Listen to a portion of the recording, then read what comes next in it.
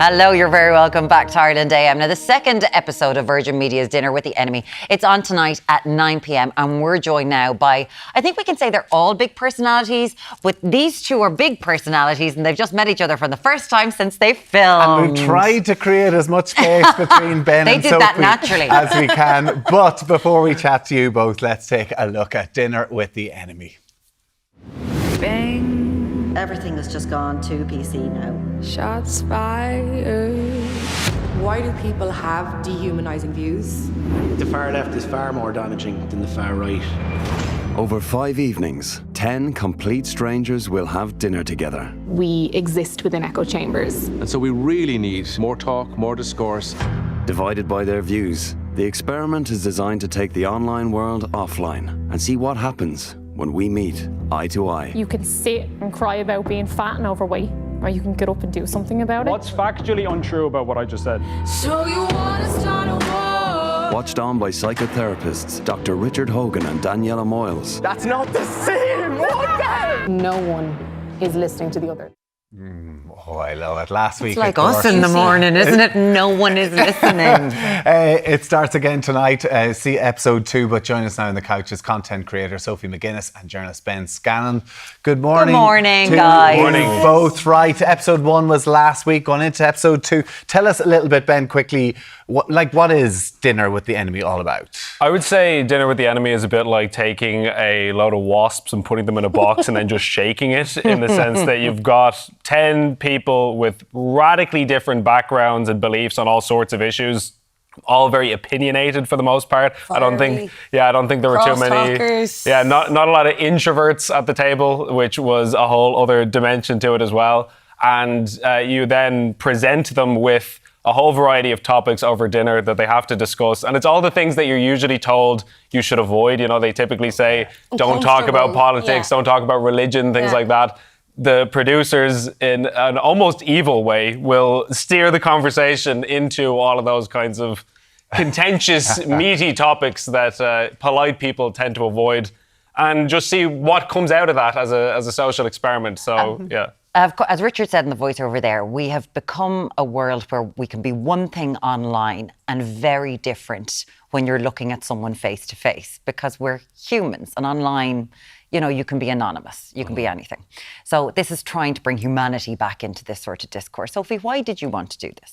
Because I've always been very vocal and opinionated on my views from when I was a child. Like, I'd be that one at family parties, they'd be like, oh, here she comes at 10, challenging the adults' views, or I'd challenge a teacher's views. And like, I've never been, I'm always on the right side of justice, I feel. So I'm just always very passionate and opinionated. So I've always wanted to do TV as well. So I was like, but if I do TV, I want to use like my intellectual side and talk about topics in society that I care about, not like just kissing people throughout a show. Do you know that way? Mm-hmm. So when I got... no Love Island for you. She's like, I'm not doing Love Island. When I got reached out to for this, I was like, this is my dream show. Yeah. And also like arguing with men over dinner, like my dream. Okay, well, so episode 1, immigration, was the topic, as you say, tricky topics to try and discourse and give your own view on. The two of you did butt heads a little bit in the first episode.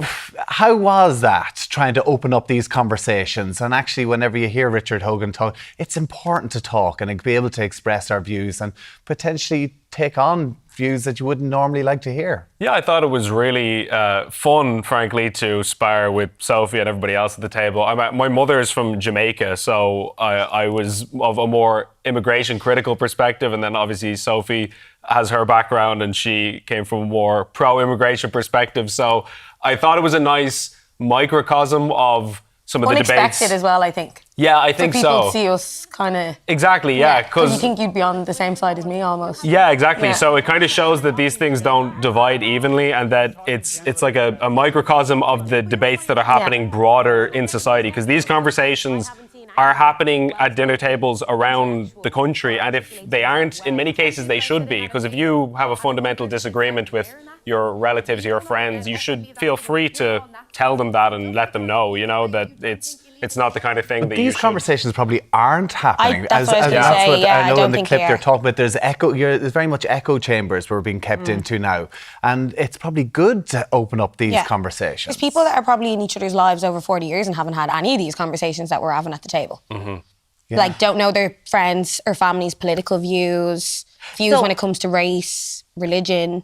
So let's talk about that a little bit, because before it might have been, in my parents' generation, impolite to ask who you voted for. Yeah. You know, it was impolite. And you could be friends with people who had all different views from you. We could get along. Whereas now it feels like perhaps that you can't, that you have to have an opinion on everything. Sophie, do you feel you have to have an opinion on everything? Or some days can you go, no, I'm grand, lads? I don't really feel like ignorance is bliss. I feel like if you're a member of society, you have a right to care, and I feel like you're obligated to have an opinion on issues. Everything. I don't think that you should just be like, oh, I'm going to sit out on this one. Right. And would you know, I don't think... But do you think it's getting a bit exhausting now, because it's 24/7 news, and it's opinionated news, and it's not always unbiased, and these are the facts of a situation, it's coming with a point of view. So Ben, do you think it can be exhausting for people to be, oh my God, I just want 5 minutes where I can sit down and chat with my friends? Yeah, I think that politics does, in many ways, create artificial barriers between people. Because one of the biggest things, and like you referenced social media, if all the conversations that we had taken place in a WhatsApp group chat instead of there at a table in person, it would have been carnage way beyond what we actually saw on the show. Because when you're talking to somebody and you're talking about your life experiences, because one of the things as well that people should realize is it's not just contentious political issues. We also get into personal stuff And like, there's lighthearted conversations as well that... Yeah, exactly. And like your values and experiences you might have had in your childhood and things like this, trauma, exactly. And when you start to get into that stuff, in addition to the politics, you start to understand why someone thinks the way that they do. Exactly. And then, whereas you don't give someone the chance. Sorry, I'm cross. No, go on. You don't really give people the chance with social media. It's just straight blocked. Okay. Whereas we learned how to break bread with someone. You'd be like, you could never imagine sitting in someone's company that has these total opposite views, but like we'd be able to go for a drink and be fine. Okay. And also, and also, I think as well, what's so important about that is that you realize you agree with people that you would never think you would agree with. People who you go like, oh, that person, I couldn't agree with them on a single thing. And then as the topics come up and various issues, might align on, and then yous are fighting someone else on. Exactly, you'll form like a weird alliance where you're like, wait a minute, we were screaming at each other 10 minutes ago. And then you're smiling across the table like, oh, we're getting along. Oh, we're getting along too well. Like, do you think? Because when I found from watching the show and previous iterations, that it is human interaction is so important, and we're placing so much emphasis on online, where things are being manipulated, where sometimes we are being manipulated. Is that something that you have taken away from it, Sophie? Do you think like human interaction is as important? Oh, it's way more important. I think online even brings a lot of fear-mongering and false statistics and stuff. People throw out something on TikTok and someone might think that that's all of the details on that scenario, you know? So I think like it's so important to... now that you've had these conversations, like, can you be respectful of other people's views? Because everybody has different opinions now. Is it important that, okay, this is what I believe, you believe something different? Are we able to respect each other now? Or I think I can meet a middle ground with certain people, but there's certain people that I won't, like, no, I wouldn't respect their views if they're racist or give like fear-mongering information to people. Like there's people also at the table that are pushing false information. Right. Ben, you would have had an issue with Izzy. I think Izzy more had a problem with me, was the way I would put that. But I think she was talking about how I'd allegedly blocked her on social media 10 years prior. 10 years ago, I was 17 or 18 years old for my leaving, so I don't even think I had a Twitter account, so I'm not sure about that. But she said it to you. She was like, you know, you've blocked me. This is a very seeing something happen online coming up in real life. What was that like? Yeah, as I say, I don't even recall it. I went into it with the view that I tend to take in life in general, which is trying to assume the best in people, and even if they have a view that I think is bad or wrong or even harmful, that I don't assume they believe that because they're an evil person. That I go, look, either maybe they have had a totally different experience in life to me that has led them to this conclusion, or maybe they haven't had access to the same information that I have, or maybe they're right and I'm wrong. That's also a possibility, you know? And so leaving room for that, where you don't immediately just assume everybody who disagrees with me is nasty or horrible, I think is a big part of it. What have you learned from it then? I've learned to allow people to like finish their point before cutting in or fully disagreeing, because there may be a part of it that you agree with, or they may have not worded it the way they were meant to in the first half of their statement. Yeah. Would you do it again? Oh, I would do it a million times. I would, yeah. Totally, yeah. Can I ask you about one incident that happened at the end of episode 1? And this was, because you do this vote. It's voted, someone's voted out of having dinner with ye. They have real life dinners, by the way, lads. Fancy, apparently. Yeah, fancy. So Dermot was voted out. Sorry if this is a spoiler, but you'll see it tonight. Dermot was voted out, Ben. Like he would block. Perhaps they're gone from your life. But Dermot didn't go.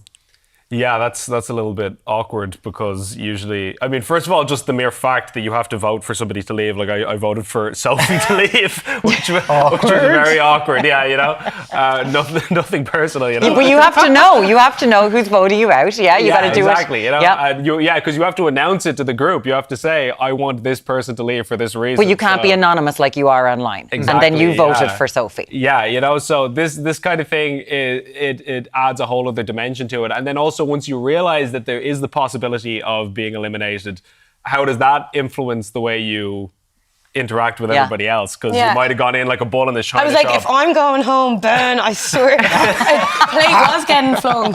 Did anybody throw food? I mean, dinner with the enemy. I was like, there's no way I'm going home on episode 1. Like. A steak being thrown across the table. There was none of that. That's how it would have ended if I was going, absolutely. But can I just ask, what was it like when they were like, oh, and by the way, lads, you know, Dermot isn't leaving the table? I was like, for fuck. No! But what was that like in your head? Were you like, oh my God, this is so awkward, I want to crawl through the table? Literally, yeah, because you have to face that person now for the rest. So is that what is interesting about it? That online you can block and silo and echo chamber as much as you can, but in real life you can't. Yeah, it's like you're not running from your enemy here. Like, you can run online, you can drop a hate comment under someone's post and even delete your own account when you're scared of being caught. Like, so it's like there's no trolling and exiting here. So what do you think we've learned from this? To have uncomfortable conversations. But do you think that you will? Oh, yeah. Like, has it changed your... Then we're like, Has it changed your opinion of, like, even on social media? Would you comment differently on social media or your content that you would create, either of you? Yeah, I think I would have kind of known already some of the lessons that were taken away from the show, given that, like, the kind of the field that I'm in, I think anybody who's in media has had the experience of maybe criticizing somebody online and then you run into them the next week in a green room or something and you go, oh, well, this is kind of uncomfortable. So I think when you get a little bit older, more mature, you realize to just be careful about how you talk about people, even if you totally disagree with them, just because they are real people who you can walk into in real life. Ireland isn't that big a country, and you don't want to be in an uncomfortable situation, which like on the sofa on Ireland Day in the morning, exactly, after voting somebody out. Exactly. The social experiment dinner with the enemy. It's on Monday nights at 9:00 on Virgin Media 1. You can also get it on Virgin Media Play. It's taking the online world into a real life situation, and it is incredibly interesting. Two of the participants, Sophie McGuinness and Ben Scallan, who voted for Sophie to leave last week, but they're sitting here together. Fair play. Thanks a million for joining us. Thanks so much, guys. Right, let's get over and get the news. Let's join Geraldine Line.